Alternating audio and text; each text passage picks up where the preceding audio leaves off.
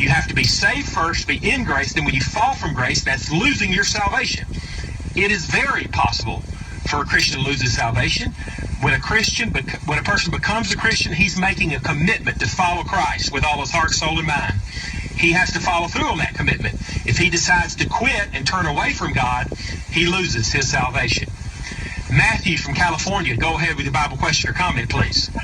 Yeah, in regards to what you just said, I disagree with that statement. You will lose your reward. But what you're saying is not true, because if you're saved by grace, then what you're saying is you have to keep it by works, and that is not the gospel.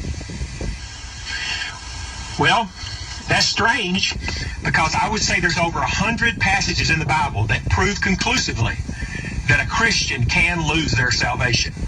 That a Christian can lose their salvation. Now, I know that wishful thinking tells us we don't want it to be that way, but the Bible teaches it is that way. Let me read you a passage in Hebrews chapter 3. Now, in Hebrews 3, verse 1, he's talking to holy brethren. And in verse 12, he says, "Take heed, brethren." Verse 1 says, "They're holy brethren, partakers of the heavenly calling," because these are Christians. Verse 12, "Take heed, brethren, lest there be in any of you an evil heart of unbelief in departing from the living God." That's what we're talking about. A person comes to God, he becomes a Christian, he's saved, but he departs from God. He loses his salvation.